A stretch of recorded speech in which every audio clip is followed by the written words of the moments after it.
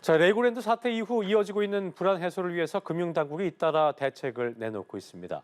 기관 투자자들에게는 과도한 추종 매매나 환매를 자제해달라고 요청을 했는데요. 현재 자금시장 상황은 어떤지 김대호 경제학 박사와 이 시간 짚어보겠습니다. 어서 오십시오. 네, 반갑습니다. 예. 자, 레고랜드 사태 이후 지금 말씀드린 것처럼 계속 그 주식시장도 그렇고 경제 상황이 좀 위기 의식을 느끼는 것 같다는 생각이 드는데 금융당국이 좀 이런 불안감을 해소하기 위한 차원인 것 같아요. 주식시장의 큰 손이라고 불릴 수 있는 국민연금 등한테 과도한 추종 매매 또 이제 환매를 자제해달라 당부했는데 어떤 의미라고 봐야겠습니까? 네, 금융기관의 큰 손이라고 그러면 실제적으로 손이 크다는 것보다도 운영하는 굴리는 돈의 규모가 많은 사람들을 얘기합니다. 예. 보통 정치적으로는 우리가 민주주의 하면 1인 1표제를 해서 사람 숫자마다 하나씩의 권리가 있지만 금융시장에서는 사람 숫자보다는 누가 돈이 많으냐, 돈 많은 사람이 그만큼 영향력이 크기 때문에 큰 손들이 미치는 시장 장악력이 큰데요. 여기서 이제 정부가 한국에서 금융시장에서 가장 크다는 큰 손들 10군데를 집중적으로 이제 관리를 들어갔고 그분들과의 그 화상회의를 통해서 특별 당부를 했습니다. 이를테면 환매를 하지 마라. 환매라는 것은 어떤 돈을 빌려주고 맡겨놓은 증권 이것을 다시 팔면 돈을 회수하게 되는 거죠. 그것을 좀 자제해라. 그다음에 추종 매매. 남들이 채권을 팔고 떠나면 괜히 불안해지는 이런 심리가 있거든요. 이런 것을 좀 큰 손들이 자제해라. 큰 손들이 만약에 이 정부 당국의 이 요구를 당부를 100% 수용을 하면 금융시장은 상당히 급속도로 안정될 수가 있을 것입니다. 예. 그러나 이제 큰 손들 입장에서는 정부의 의견을 무시할 수는 없지만 그렇다고 만약에 정말로 금융이 안정이 안 되고 파탄이 돼서 자신의 돈을 제때 못 찾는다 그러면 정부 말 듣다가 돈을 못 찾았는데 그 손실을 정부가 메꿔주는 것은 아니거든요. 그렇기 때문에 100% 말을 따를 의무도 없고 또 따를 수도 없습니다. 네. 그러나 현재 분위기로서는 현재 그런 큰 손들이 비교적 협조적으로 응하고 있다 이렇게 볼 수 있겠습니다. 그러니까 그 정부 입장에서는 권고의 개념인 거지 또 강제력을 갖는 건 아니기 그렇습니다. 때문에 예. 어쨌든 근데 이제 큰 손들이 매매하는 부분에 대해서 정부가 조금 모니터링 같은 것들을 통해서 좀 이게 좀 볼까요? 어떻게 좀 확인을 그렇습니다. 예. 하겠죠? 하루하루 예. 또 매 시간당 큰 손들이 과연 정부의 당부를 들어주느냐 이런 것에 특히 국민연금 같은 경우는 실제적으로 인사권이 정부에 있고 예. 또 국민연금뿐만이 아니라 LH공사 같은 주택 이 토지공사 이 같은 경우에도 실제로 정부가 인사권을 행사할 수 있기 때문에 정부의 말을 상당히 유심히 들을 거고요. 그렇겠네. 또 큰 손들 입장에서도 서로가 돈 빨리기 돌리면 같이 망하거든요. 그래서 공도 동망한다 이런데 정부가 나서서 이렇게 조정을 해주면 예. 다른 기관도 좀 덜 돌릴 거고 그걸 빌미로 자신도 덜 돌리게 되면 결국 시장이 선순환으로 돌아갈 수 있다. 그런 면에서 이번 조처는 정부가 하는 각종 유동성 공급이라든지 다양한 예대 비율 조정 이런 금융 정책과 함께 동시에 좀 사람이 하는 기관 투자들 큰 손들이 자제 금융시장 안정에 대한 협조를 맞아요. 강력히 요청했다 이렇게 볼 수 있습니다. 그러니까 박사님도 워낙 체감하시겠습니다만 요즘 같은 경우는 워낙 급변동한 게 많아서 경제 각 분야에 걸쳐서 어떤 심리의 안정 이런 것들을 꾀하는 것이 굉장히 중요한 정부 입장에서는 중요한 부분일 텐데 그런 거 일환이라고 보면 될 것 같고 한국은행 같은 경우도 요즘 저희가 이제 레고랜드 사태 때문에 돈 맥경화 얘기했었잖아요. 네. 시중자금 좀 이렇게 마른 거 해소하기 위해서 소방수로 투입이 됐다는데 어떤 내용입니까? 예, 한국은행이 금통위를 열었습니다. 우리 한국은행 금통위 하면 금리를 올리거나 내리는 금리 조정 회의를 연상케 하지만 그것과는 별도로 또 수시로도 금통위를 열게 되어 있습니다. 금통위는 금융통화정책에 관한 최고 권한을 갖고 있는 우리나라 통화정책의 핵심 사령부라고 볼 수가 있는데요. 이번에는 금리 인상이 아니라 유동성 공급을 좀 확대하는 그런 방향의 아주 미세 조정을 많이 했어요. 예. 그러니까 이를테면 RP라고 하는 환매 조건부 채권 이 대목을 정권사에도 그 어떤 매입을 해주고 돈을 공급을 해주는 방안. 특히 주목을 끄는 것은 은행채나 한국전력 채권 이런 공기업들의 채권을 한국은행이 돈을 빌려줄 때 담보로 인정하는, 그동안에는 한국은행이 돈을 빌려줄 때는 금융기관들끼리 얘기입니다. 일단은 담보를 잡을 때 반드시 그게 국채, 공채 이런 그 정부가 발행하는 아주 신용도 높은 것만 잡았었는데 그거 아니면 안 해줬었거든요. 안 그렇습니다. 해줬었군요. 담보를 안 받았어요. 그렇군요. 네. 근데 이제 이번에 그 한전채라든지 은행채 같은 거를 담보로 잡아주면 그렇게 되면 그만큼 은행들 입장에서는, 금융기관 입장에서는 한국은행에 충분히 돈을 꾸올 수 있는 그런 여유가 담보 여력이 훨씬 더 늘어났죠. 그렇죠. 그밖에 또 하나 주목할 것은 예대 비율이라는 건데요. 예금으로 들어온 금액의 몇 %까지를 대출할 수 있느냐. 예. 이것을 예대 비율이라고 하는데 이것을 긴급하게 은행은 105%, 또 제2금융권은 110% 늘렸습니다.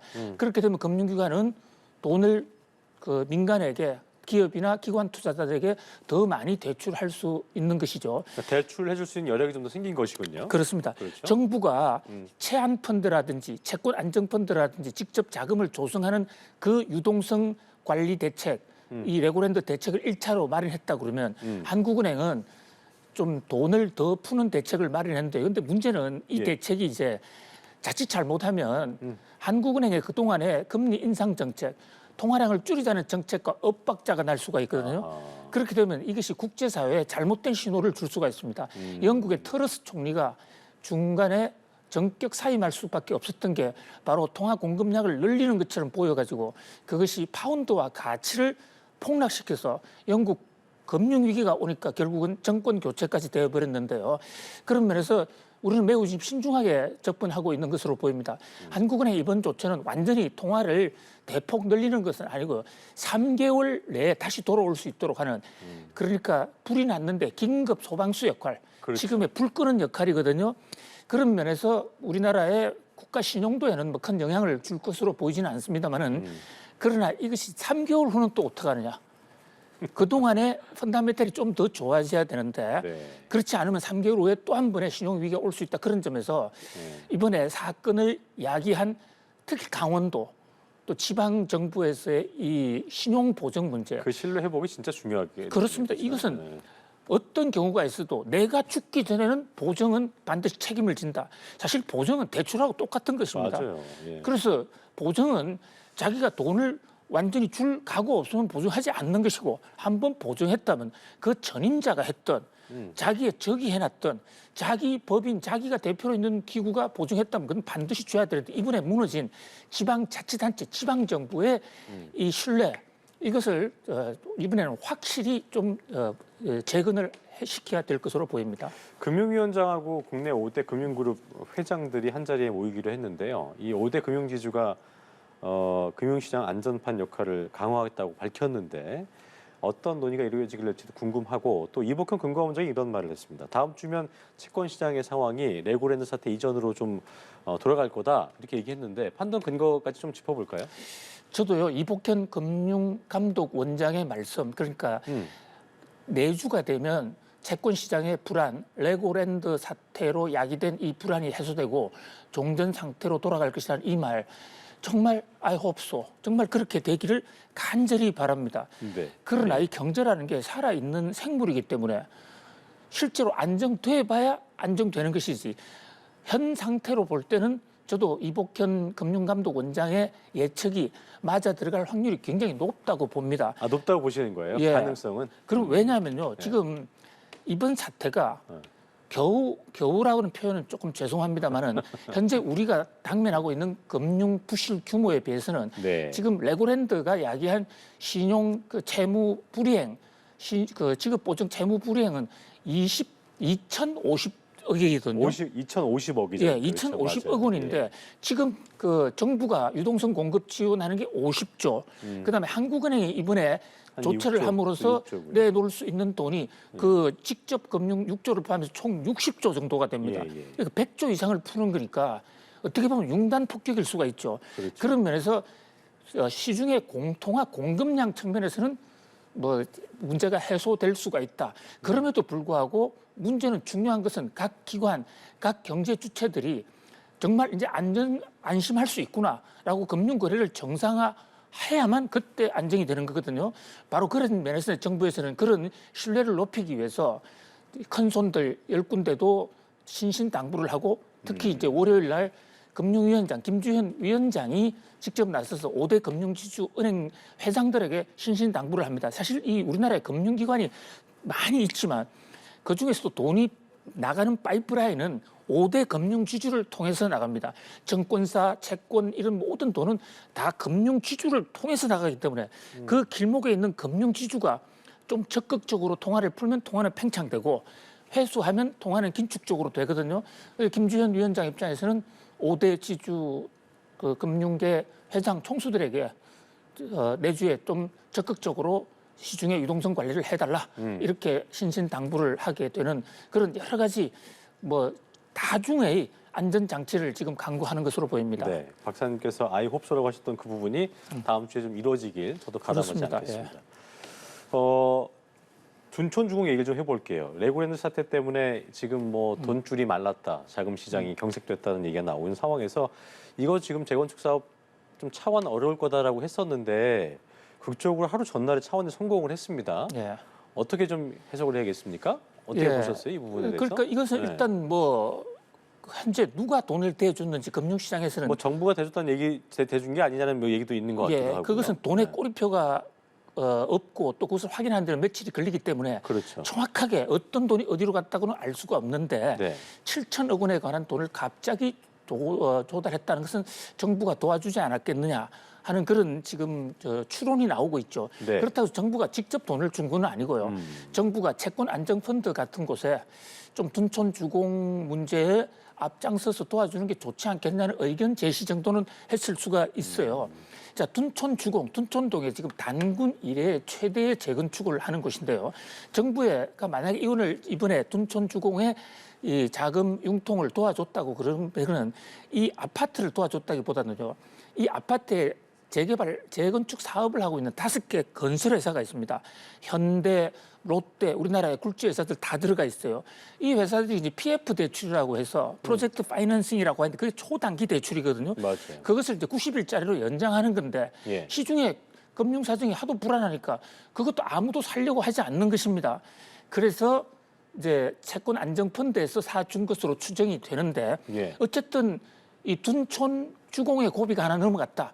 이것은 이번 레고랜드 사태와 관련해서 가장 큰 복병이 사실 둔촌 주공의 자금 리발빙이었습니다. 그게 이후 이하를 막론하고 일단 한숨 넘겼다. 적어도 90일은 위기를 넘겼다. 이런 면에서 바로 이복현 금융감독원장이 다음 주쯤이면 괜찮을 것이야라는 얘기에 좀 설득력이 더 실리는 얘기인데요. 뭐 그런 면에서 이 건설사들의 자금난이 해소가 되면 그동안에 건설사들이 자금이 부족해서 있는 채권을 돌리고 또 다른 데다가 SOS를 치는 바람에 금융기관의 자금 사정이 더 나빠졌었거든요.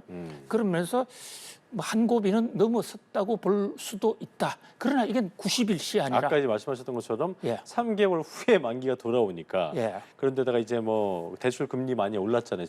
기존보다 지금 3배 이상 올라갔고 조합원들이 지불해야 될 어떤 분담금도 많아진 상황이어서 예. 이 부분 잘 어떻게 좀 예상하고 그렇습니다. 이 계세요? 금리 올라가는 것은 이것은 뭐 그 레고랜드 사태에 야기된 것이라기보다는요. 전반적으로 한국은행이 긴축 금융을 하고 있기 때문에 그렇죠. 금리는 올라갈 수밖에 없고 그나마도 지금 둔촌 재개발에서 프로젝트 파이낸에서 받는 금리는 은행에서 일반 개인이나 제2금융권에서 개인이 받는 금리보다는 그나마 좀 싼 편이에요. 그렇군요. 뭐 그럼에도 불구하고 갑자기 금리가 오르면 재건축 쪽에서 하는 조합원들 부담은 더 가중될 것으로 보이는데요. 네. 만약에 그걸 도와주지 않았다면 재건축이 안 돼서 일반 분양을 못하면 자금난이 생겼다. 예. 그것을 감안한다면 좀 이자가 조금 높아졌다 하더라도 재건축 조합원들로서는 한숨 돌렸다라고 볼 수도 있습니다. 알겠습니다. 어쨌든 경제 심리가 좀 안정됐으면 바람을 가져보면서 김대호 박사와는 여기까지 하겠습니다. 오늘 말씀 고맙습니다. 고맙습니다.